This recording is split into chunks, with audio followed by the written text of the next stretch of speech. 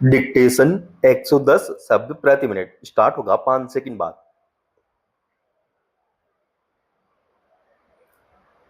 Start. पिछले कुछ वर्षों में सरकारी जमीन पर अतिक्रमण कर आशियाना बना लेने का चलन बढ़ा है। आज यह एक गंभीर समस्या के रूप में सामने है। महानगरों से लेकर छोटे शहर तक कोई भी इससे अछूते नहीं है। इसका मुख्य कारण रोजगार की तलाश में गांवों से शहरों की ओर पलायन है। शहरों में ढांचागत सुविधाएं सीमित और महंगी हैं, जबकि उनकी आबादी लगातार बढ़ रही है। ऐसे में गरीब परिवार के सामने आवास का संकट होता है और वे खाली पड़ी सरकारी जमीन पर पहले अपना अस्थायी आशियाना बनाते हैं और बाद में कुछ लोग वहां स्थायी ढांचा या पक्का मकान बना लेते हैं। राज्य सरकारों की ओर से ऐसी बस्तियों को हटाने के लिए समय समय पर अभियान चलाए जाते हैं, जिनका व्यापक स्तर पर विरोध भी होता है। कई बार ऐसे मामले अदालत तक पहुंच जाते हैं। सवाल है कि इस तरह की बस्तियों को बसने ही क्यों दिया जाता है, जिन्हें बाद में हटाने के लिए सरकारी मशीनरी का उपयोग करना पड़ता है। इससे न केवल सरकारी कोष पर अतिरिक्त बोझ पड़ता है, बल्कि बेदखल किए गए परिवारों के सामने भी कई तरह की चुनौतियां खड़ी हो जाती हैं। हाल के दिनों में दिल्ली, मेरठ, हल्द्वानी, कानपुर सहित देश भर के अनेक शहरों में अतिक्रमण कर बनाए गए आशियानों को हटाने से जुड़ी घटनाएं सामने आई हैं। उत्तराखंड के हल्द्वानी रेलवे भूमि प्रकरण में विदेश प्रदेश उच्च न्यायालय ने अतिक्रमण हटाने का आदेश दिया, जिस पर सर्वोच्च न्यायालय ने रोक लगाते हुए इसे मानवीय मुद्दा माना और कहा कि हजारों लोगों को एक झटके में बेघर नहीं किया जा सकता। हालांकि बाद में शीर्ष अदालत ने स्पष्ट किया कि भूमि रेलवे की है और कब्जाधारियों का उस पर कोई वैधानिक अधिकार नहीं है, मगर राज्य सरकार को प्रभावित परिवारों के पुनर्वास के विकल्पों पर विचार करना चाहिए। इस तरह के मामलों में एक प्रश्न हमेशा अनुत्तरित रह जाता है कि सार्वजनिक उपयोग की भूमि जैसे सड़क, पार्क, विद्यालय या अस्पताल के लिए आरक्षित भूखंड या फिर रेलवे और वन विभाग की जमीन पर वर्षों तक अवैध बस्तियां कैसे बस जाती हैं। यह आश्चर्यजनक है कि इन बस्तियों में मकानों को बिजली पानी के कनेक्शन दिए जाते हैं और इनसे नियमित रूप से गृह कर भी वसूला जाता है।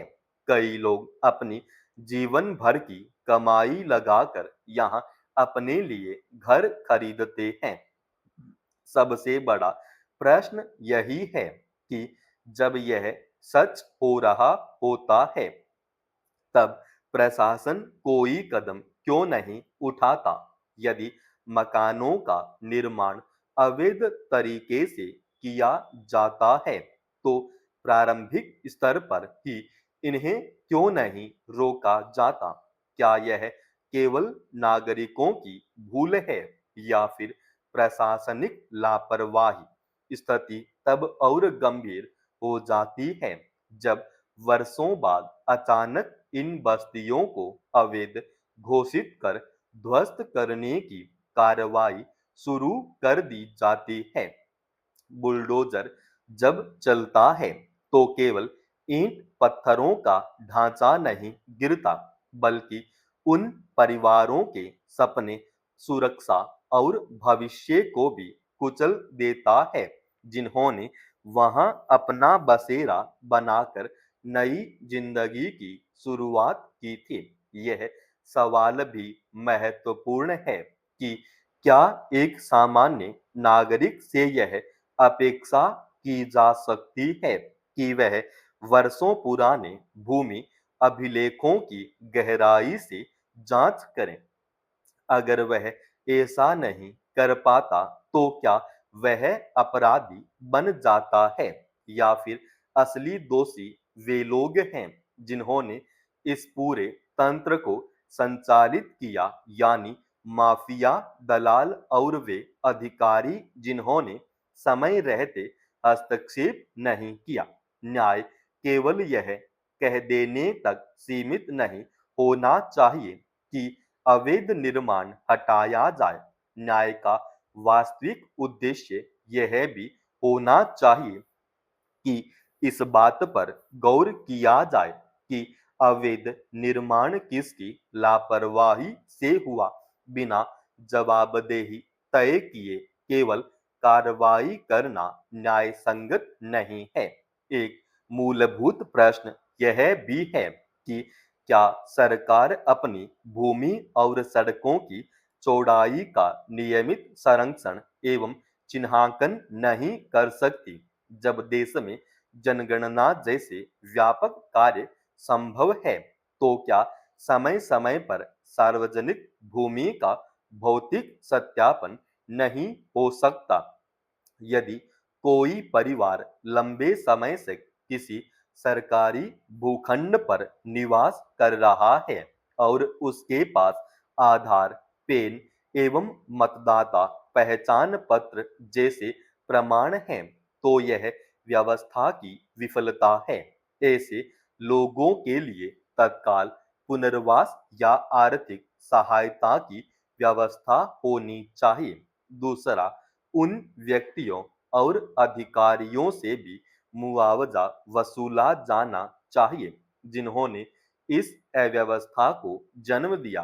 भू एवं राजस्व विभाग में हर स्तर पर इस समस्या पर गंभीरता से विचार किए जाने की जरूरत है और प्रशासनिक सुधार की दिशा में ठोस कदम उठाए जाने चाहिए। इस समस्या की जड़ का एक पहलू यह है कि अधिकारियों के स्थानांतरण के साथ जिम्मेदारी भी धुंधली पड़ जाती है। हर नया अधिकारी पूर्ववर्ती अधिकारी की और संकेत कर स्वयं को उत्तरदायित्व से अलग कर लेता है। कायदे से स्थानांतरण के समय कार्य क्षेत्र की भौतिक और अभिलेखीय स्थिति का अनिवार्य सत्यापन होना चाहिए। स्थानांतरित होने वाले अधिकारी को लिखित रूप से प्रमाणित करना चाहिए कि उसके कार्यकाल में कोई अनियमितता लंबित नहीं है और पदभार ग्रहण करने वाला अधिकारी भी यह सुनिश्चित करे कि उसने सभी दस्तावेजों की जांच और भौतिक सत्यापन कर लिया है। यह परस्पर उत्तरदायित्व की व्यवस्था अधिकारियों को एक दूसरे से जोड़ेगी और लापरवाही तथा मिलीभगत पर प्रभावी अंकुश लाएगी। समाप्त। दोस्तों, रोजाना ऐसे ही एडवांस डिक्टेशन के लिए चैनल को आप अभी सब्सक्राइब कीजिएगा और आज के इस डिक्टेशन का पीडीएफ फाइल हमने हमारे Telegram channel study with HP Swami पे डाल दिया है, जिसका लिंक इसी वीडियो के डिस्क्रिप्शन में डाल रखा है।